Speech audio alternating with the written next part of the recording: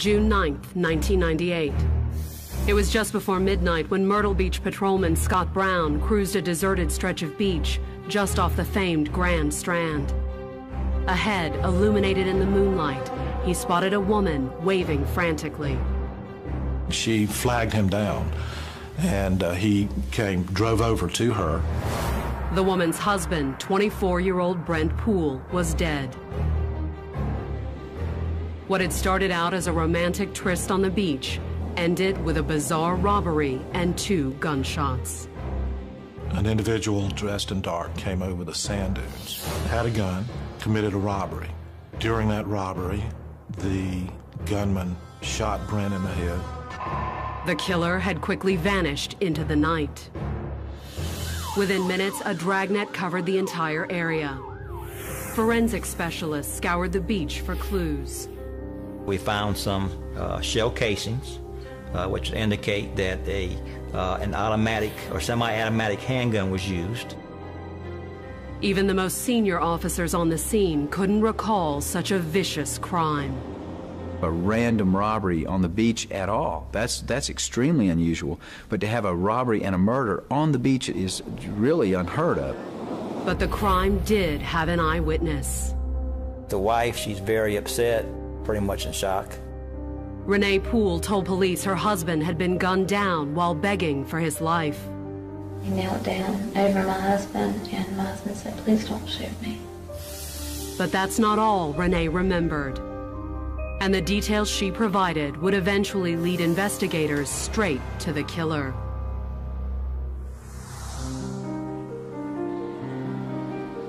Growing up in suburban Winston-Salem, North Carolina, Renee Summey always had a way with boys. She was very talkative, sweet-natured, bubbly. The boys really liked her. Brent Poole certainly liked Renee when the pair met one afternoon in 1991 in their high school parking lot.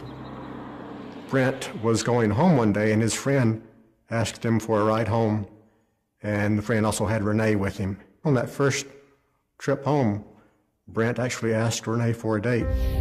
Brent was a senior. Renee, only a freshman, readily accepted. He came from a good family, good Christian family, and he was a good student, had high grades. He was just a good boy.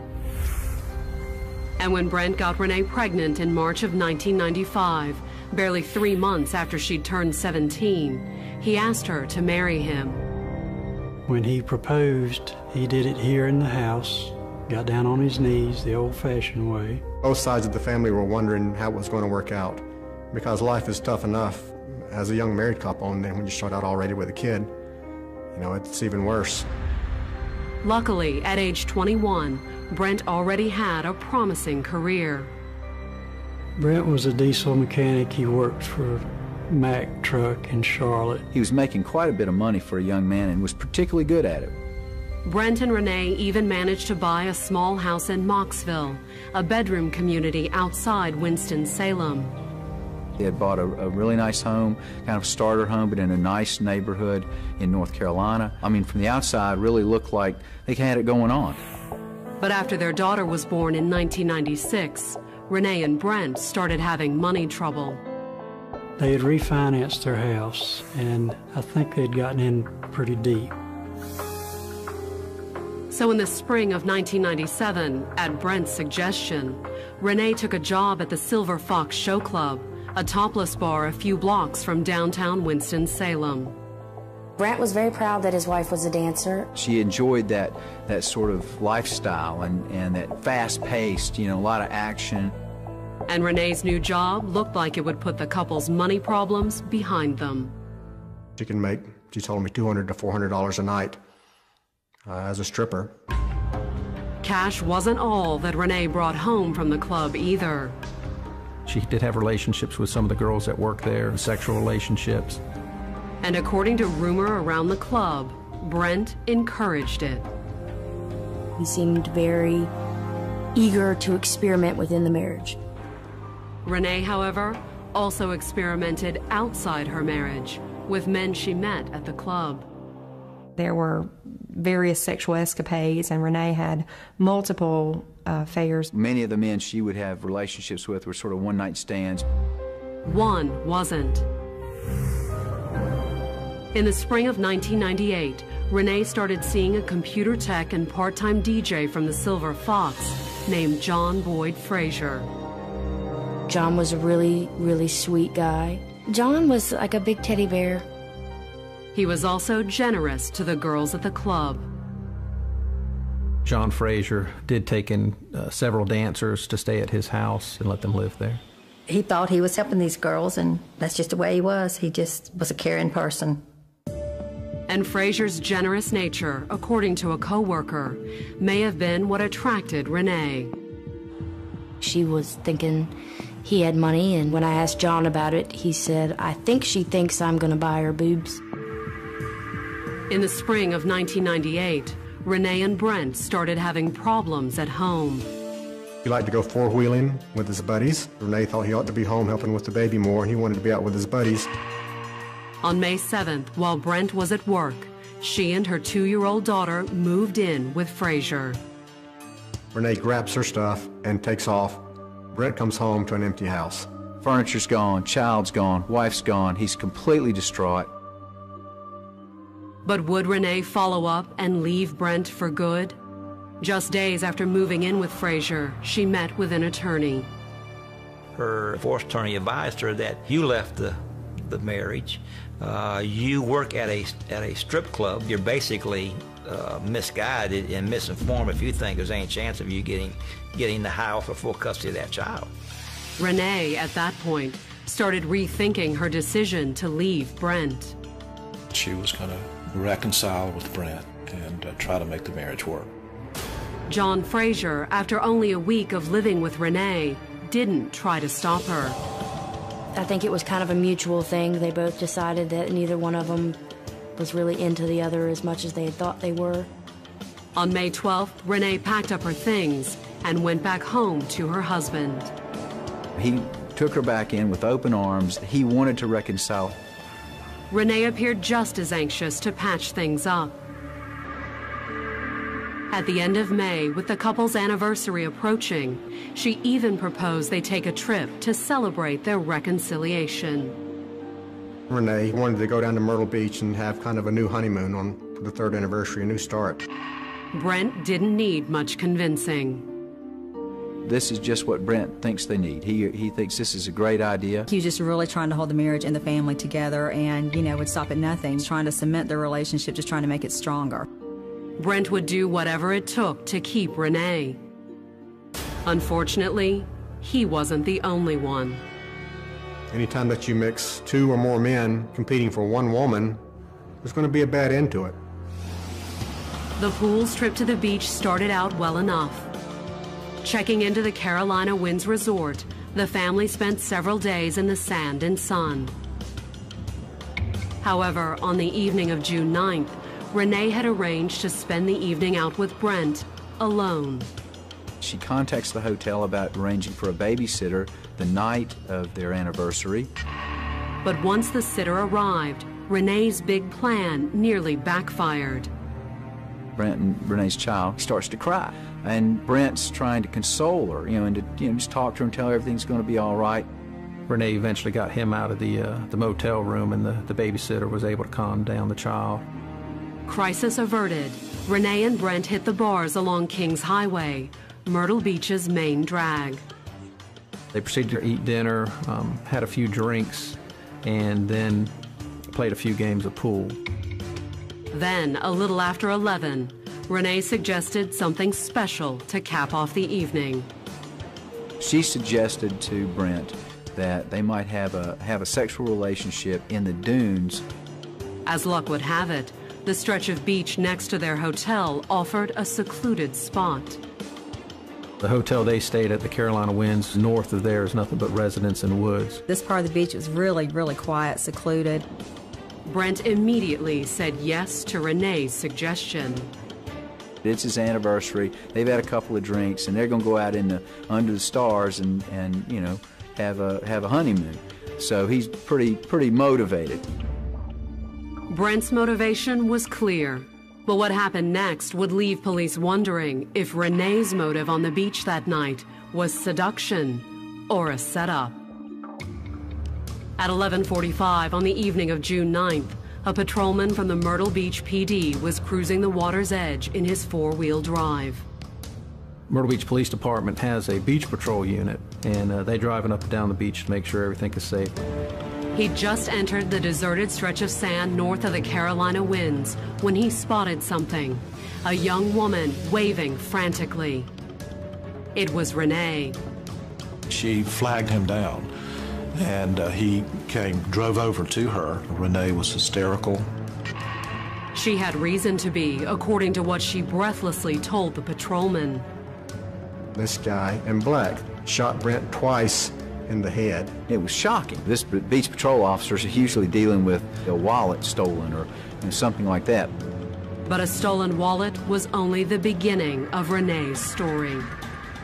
This figure dressed all in black wearing a ski mask robs them, takes Brent's wallet, watch, and some other items. Renee said she and Brent had cooperated with the robber, following his orders. She had been forced to lay down in the sand along with her husband. Not that, according to Renee, their cooperation had done them any good. She heard several gunshots and realized that her husband had been shot. Coming up, to uncover why Brent was shot, investigators must first answer another question. Why wasn't Renee? She wasn't even so much as slapped, tied up, blindfolded, nothing. June 9th, 1998, Myrtle Beach, South Carolina. It was supposed to be a special date night for Renee Poole and her husband, Brent. But at 11:45 that evening, minutes after a seaside tryst to celebrate their third anniversary, Renee Poole was frantically flagging down an officer of the beach patrol. Her husband had just been shot. His first step is to secure the scene. He gets Renee Poole into the truck. He goes to Brent, checks his vital signs, sees that it's very obvious that he has already passed away. One of the wounds was a contact wound under the chin. The second wound was what we call a close-range wound just below the entrance to the left ear. Either of the wounds was a fatal wound. Leaving Brent on the sand, the beach patrolman returned to his truck and radioed for backup. By the time Detective Bill France arrived a few minutes later, law enforcement had already surrounded the beach. The uniformed guys did have a perimeter. They were securing the scene where the body was as best they could.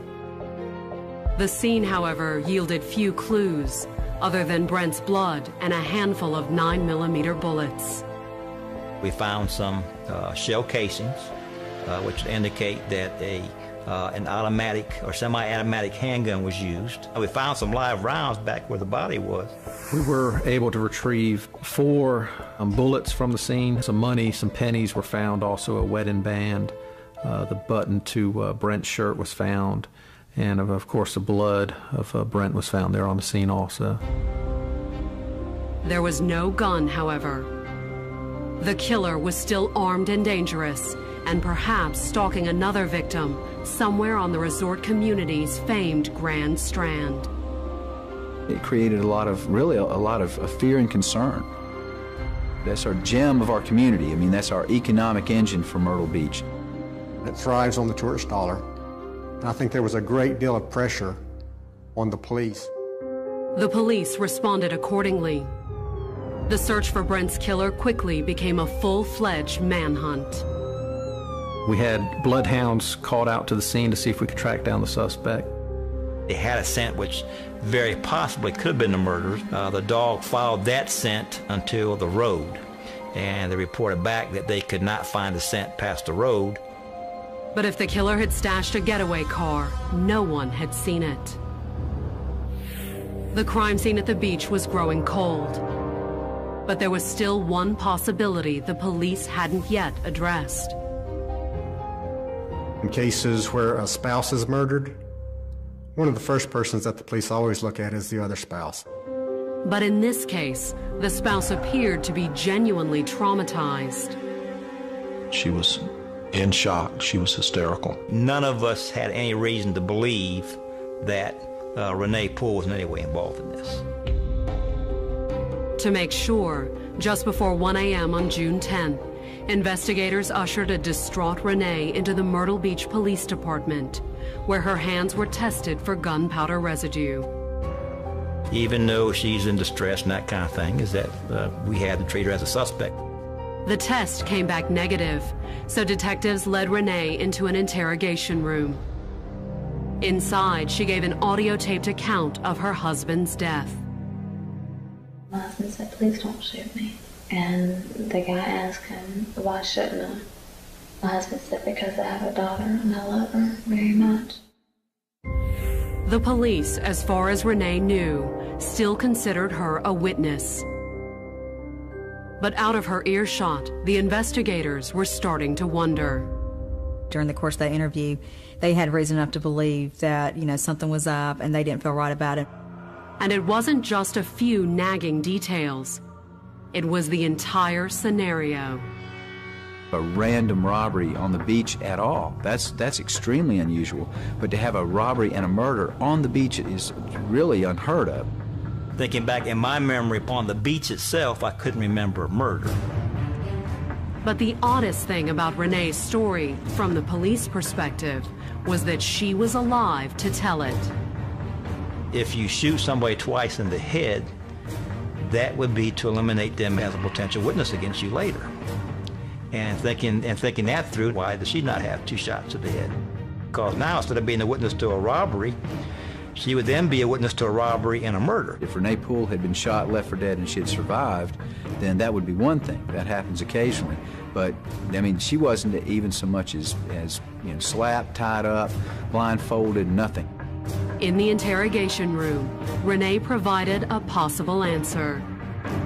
I heard the gun click, like there was nothing in the chamber. Okay. 2 to 3 times? Maybe, yeah. Which indicate the gun must have jammed several times. At which time the person had to eject the round. The live rounds found on the beach seemed to confirm Renee's account. It was just her lucky day, per se. He realized that I've already shot twice, I've got to go. That could be the explanation in this case. Around 2 a.m., during a break in Renee's interrogation, police contacted Brent's parents with the news that their son had been murdered. First thing in my mouth was, "Oh my gosh, was Renee with them?" Well, yes, ma'am, she was. And the cop and one of the parents told our detectives, "You don't know the whole story." The Pooles quickly filled the police in on Brent and Renee's unusual relationship. The marriage had been rocky at times. She had other boyfriends and girlfriends. They told us that she was living with a man that she had met where she worked, and that where she worked at was at a strip club. That's when everybody started catching on that there was a lot more to the story than a simple robbery and murder on the beach. The Poole family were definitely immediately suspect of Renee being involved in the death. Brent's parents also gave police the name of Renee's boyfriend, John Frazier. We called Winston-Salem Police Department and explained to them that we needed an officer to go, in our minds, immediately to John Boyd Frazier's house to see if you could locate him. While the police in Winston-Salem tried to track down Frazier, detectives in Myrtle Beach took Renee back into the interrogation room and confronted her about the affair. My husband and I did have problems a little while ago. I moved out, moved in with a friend for about a week, and it was a male. Who was this friend? His name? Right.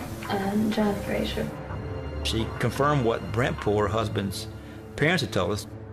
Renee admitted she'd seen other men, but she also said that the affairs, including the one with Frazier, were over. When Renee moved back in with Brent, she had told John she didn't want anything to do with him, to leave her alone.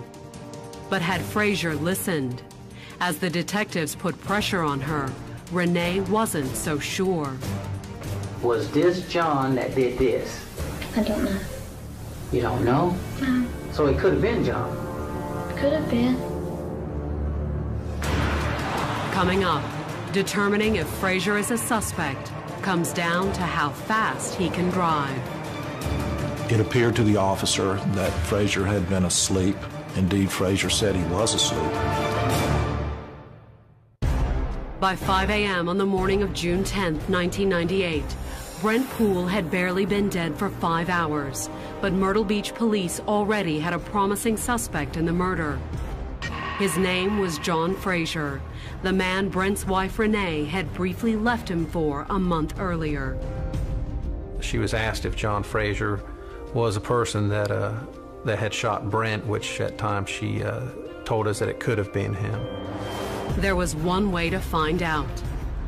Myrtle Beach investigators contacted police in Frazier's hometown of Winston-Salem, North Carolina, and asked them to send an officer out to his house. We're kind of hoping that maybe he's not there. We're kind of hoping he's down in the Myrtle Beach area. Unfortunately for the investigators, when the Winston-Salem patrolman knocked on John Frazier's front door, he answered it. It appeared to the officer that Frazier had been asleep. Chances at that point dwindled that John Boy Frazier was actually here in Myrtle Beach and did this. In Winston-Salem, the patrolman let Frazier go back to bed. Later that same morning, Renee's parents arrived in Myrtle Beach to pick up their daughter. I told them if they found out anything to please let us know. Detective Altman said, "Oh, we'll let you know." And Detective Altman's demeanor made one thing clear. The investigators sensed Renee was holding back, perhaps to protect her ex-boyfriend. But why? It was at that point in the investigation a long shot he was behind Brent's murder. For John to drive to Myrtle Beach, commit a murder, come back to Winston-Salem, park the car in the back, then answer his front door for a Winston-Salem police officer. It's not impossible, but it's almost impossible. It took like 5 hours to drive from Myrtle Beach to Winston-Salem. Had Frazier somehow managed to commit the murder and make it home with just minutes to spare? The investigators were starting to wonder. We found out from his workplace that he had been scheduled to work the night of the murder, but had asked for the night off. June 12th, detectives from Myrtle Beach drove to North Carolina to interview Renee a second time. She arrived with an attorney who was an attorney for her sister during a divorce proceeding several years before. At first, Renee told the same story she had before, that a man in black had ambushed her and Brent. Was John on the beach that night? No, not that I know of, no. The last time you answered that question, you said it could have been. It very well could have been. Moments later, Renee's attorney stopped the interview. Her attorney told the detectives, "Please give us a few minutes alone. Let me talk to my client alone." But just as the investigators assumed the interrogation was over, Renee and her attorney came back into the room. And this time, when they sat down, it was her attorney who asked the first question. Do you have any further information, or do you want to change that story as to who you believe pulled the trigger to kill you? Her attorney, who wasn't a criminal attorney, told her to talk to the police.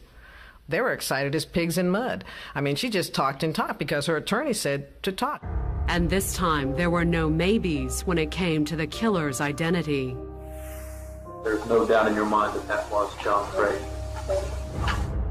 She knew it was him because of his voice and his build and his mannerisms. When detectives asked why she hadn't implicated him sooner, Renee said she'd first had to convince herself that Frazier had been the killer. I wanted to make sure that I knew it was him. In my heart, I knew it was him, but in my mind, I just didn't want to accept the fact that he could have done that. Renee said, "It shocked me that he would do such a thing. I had no idea that John Boy Frazier was capable of anything like this." After all, as she'd previously explained to the investigators, she'd made it clear to John the affair was over. They broke it off after she went back home to Brent. Had Frazier killed Brent out of jealousy or in hopes of getting Renee back? Renee's interrogation provided enough for a murder warrant against him. Police arrested John Frazier on the evening of June 13th. Inside the interrogation room, unlike Renee, he wasn't willing to talk. He wanted an attorney and refused to make any statements. That left investigators with a slew of unanswered questions. For starters, how did Frazier end up on the beach that night? John Frazier just didn't look into a crystal ball and say, you know, they're going to be in Myrtle Beach on June 9th. Had Frazier followed the family down, or was there another explanation, one Renee was reluctant to reveal? For a great stripper, you know, you sort of give the image of what somebody wants, but without really giving it to them. There was no doubt in order to get anything out of Renee Poole, she was going to have to be leaned on. And unfortunately for Renee, she'd tripped up the moment she recanted her first story about an unknown gunman. She committed a crime by giving a false statement and by lying to the police. So on the same night they picked up Frazier, deputies also drove to a Winston-Salem funeral home with a warrant for Renee's arrest on charges of obstructing justice. She was actually attending a wake for her husband, her dead husband. They arrested her outside of the funeral home, knowing that the funeral was the next day. For the third time in 4 days, Renee Poole was back in a police interrogation room, this time without her attorney. She initially stated that she had no knowledge that John Boy Frazier would come down and do such a dastardly act. But as the clock ticked well past midnight, Detective Terry Altman kept the pressure on.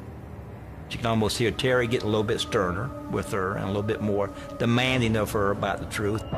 Even if he had to resort to a lie to get it. Although Frazier had refused to talk, Detective Altman hinted that he'd actually implicated Renee in a plot to kill her husband. They had told Renee the whole time that Frazier did it, that he said he did it and implicated her and was going to put it all off on her. Gradually, after more than 2 hours in the interrogation room, Renee's story began to change.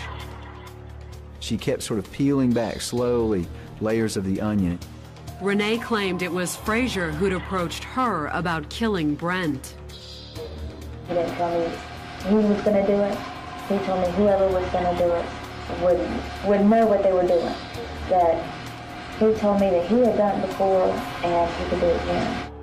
She didn't implicate herself very much. A bit around the edges, but she never really took direct responsibility.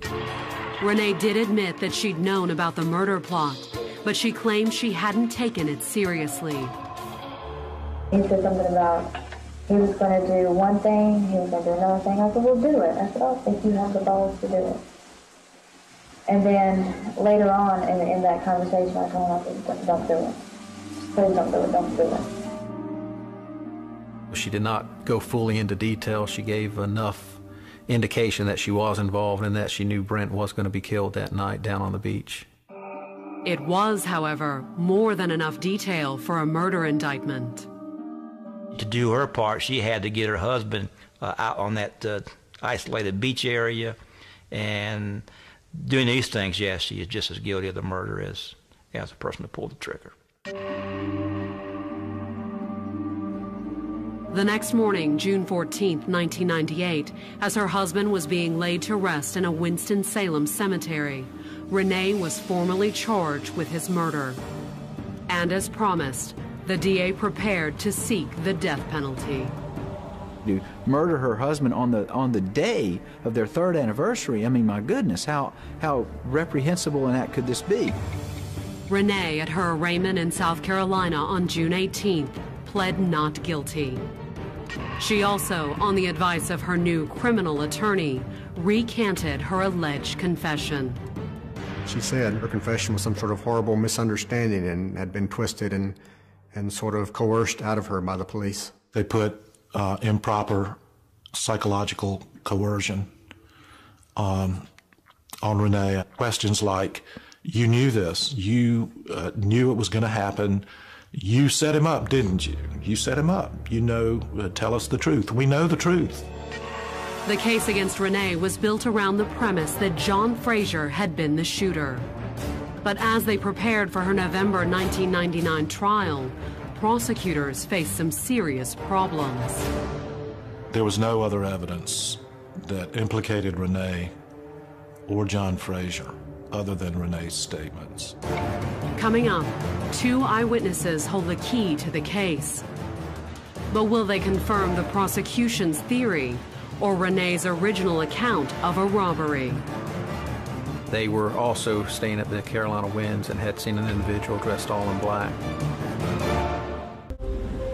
In November of 1999, Renee Poole was back in South Carolina. Only this time, she hadn't come for a romantic getaway. Instead, the former stripper was on trial for murder. Accused alongside boyfriend John Frazier of conspiring to kill her husband, Brent, Renee would stand trial first. They were hoping that if they got a conviction on Renee, that John Boyd Frazier would plead guilty. In his opening statement to the jury on November 10th, prosecutor Greg Hembry recounted how Renee had allegedly lured her husband into Frazier's line of fire. A woman that will take her husband into the sand dunes to have sex with him, knowing that in a few minutes he's going to be killed. You're talking about an evil, evil woman. The jury didn't have to take Hembry's word for it either. On November 11th, the DA called Detective Altman to the stand and walked the jury through each of Renee's interrogations. Each interview was played for the jury so they could hear in her own words what she said. He told me whoever was going to do it would know what they were doing. On cross, however, the defense shifted the jury's focus to what the detectives said. They told her that John Frazier had confessed to being the shooter, and he put all of the blame on Renee. It wasn't true. John never admitted his involvement in the crime at all. They lied to her. I don't like to use the word lie, but that's a good way to describe it here. As he answered the defense's questions, Detective Altman didn't deny lying to Renee. In fact, he argued that lies were a necessary part of the job. When we leaned on Renee, it was a proper thing to do. It's okay for the police to lie during an investigation to get to the truth. But had they gotten to the truth? On November 12th, the trial's third day, prosecutors started presenting evidence to confirm the plot Renee had supposedly confessed to. Her plan was to lure him down to the beach in a dark, secluded area so John Frazier could kill him. John Frazier was merely a tool. As proof Renee had set up the hit, the babysitter she had hired testified that Renee had seemed awfully anxious to start her big night out with Brent. According to the babysitter, she's tapping her foot, she's looking at her watch. We've got to go right now. Was Renee simply anxious to spend her anniversary alone with Brent? Or was she trying to keep her murder plot on schedule? To strengthen their theory that Renee steered her husband out of the hotel and into Frazier's line of fire, prosecutors needed a witness that could place the boyfriend on that beach the night Brent was murdered. But they didn't have one witness. They had two. An older couple from Virginia. The witnesses had spent the weekend of Brent's murder at the same hotel as the Pooles. By coincidence, they were there celebrating one of their wedding anniversaries. The couple had first contacted police the day after the murder to report something suspicious they'd seen the night before. They had seen an individual dressed all in black. And said, well, my wife and I were down the beach and we saw this guy. It kind of spooked us. The sighting at first appeared to confirm Renee's initial story, the one about a mysterious robber dressed all in black. It's in the summertime. He's walking around in a black, looks like a black sweatsuit, dark clothes.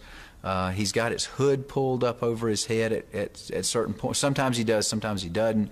It looked really strange. But once the police had Frazier in custody, they'd contacted the witnesses from Virginia for a follow-up. We used a booking photo of John Boyd Frazier to put together a photographic lineup. They did each look at the picture separately and both picked John Frazier out as a person that they saw. And in their testimony on November 12th, both husband and wife swore that without a doubt, John Frazier had been in Myrtle Beach the night of the murder. It just struck such a nerve in them that he was up to no good, that it just became embedded in both of their minds. But was the face embedded in their minds actually that of John Frazier? On cross, the defense did their best to raise doubt. The leading cause of wrongful convictions is eyewitness identification testimony. The time of night that occurred, the lighting on the beach, that just didn't make logical sense that they could have seen the face of anyone that night, much less John Boyd Frazier. And if it had been Frazier on the beach that night, the defense claimed he'd been incredibly lucky to beat the cops to his door less than 6 hours later. You'd have to drive like a bat out of hell to make that drive by the time the police are knocking on the door at 5:30 in the morning. And doubts about Frazier's ability to make that drive, according to the defense, also raised some very reasonable ones about Renee's guilt. If Renee's involved solely because she's linked to a plan that John Frazier had to kill Brent Poole, if Frazier wasn't the shooter, Renee's not involved. Of course, Renee had allegedly confessed. So when the defense started presenting its case on the afternoon of November 12th, it was crucial to cast doubt on that confession. To do it, her attorneys called a psychiatrist to the stand who testified that Renee's confession was the result of post-traumatic stress syndrome. Her husband had been murdered right in front of her eyes. That's going to put anybody in shock. Renee's shock, the defense claimed, made it very easy for the detectives to manipulate her. Worse, according to the defense, they'd applied pressure to the brand new widow's most vulnerable point. The police detectives were telling her that she would never see her daughter again if she didn't cooperate with them and tell them the truth. And again, the truth that they were telling Renee they wanted to hear was that John Frazier was the shooter. The detectives hadn't beaten a confession out of Renee, but according to the defense, they'd come awfully close. Every parent in this country would say something that's not true to save their relationship with their children. Their biggest defense was that they think she was coerced into confessing. And the detectives, the defense claimed, were desperate for a confession. It's not good for business for tourists to come down and then get killed. It was, according to the defense, in Myrtle Beach's best interest for Brent's death to be something other than a random robbery. The detectives had their own scenario. They wanted her to say she did it. The pieces have come together, Renee, and what we knew pretty much after that first night, we knew that you had to be involved in it. Renee Poole, again, was in an environment that I think she would have said anything she needed to say at the time. Just get out of there. At 10 o'clock on the evening of November 12th, the defense rested its case without putting Renee on the stand. After all, according to her attorney, she'd already said enough. The jury in Renee Poole's murder trial spent most of Saturday, November 13th, 1999, in deliberations. It was, her attorney assumed, a good sign for the defense. We were pretty relaxed, and we felt like the jury was taking its time. Renee spent the time planning her victory celebration.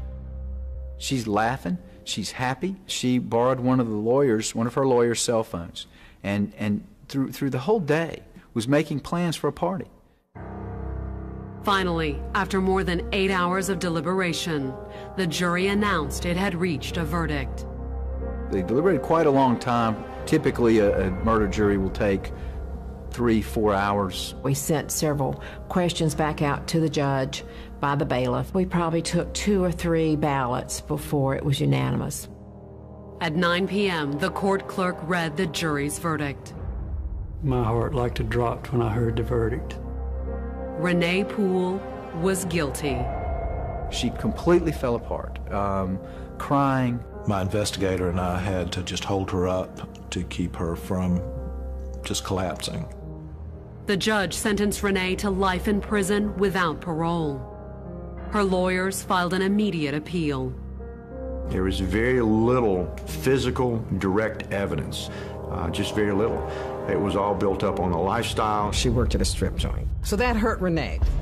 Although, in the minds of the police and prosecutors, it ended up hurting Brent even more. Working in a strip club, having an illicit affair, divorce was just not going to be an option because she was going to lose essentially everything out of it. It was more logical in her mind to kill him. And Renee's reconciliation with Brent? It was, according to the DA, simply the first step of her deadly betrayal. It's not going to be a very good cover-up if she's living with her boyfriend and all of a sudden her husband drops dead. She needs to get back in to carry out the plan.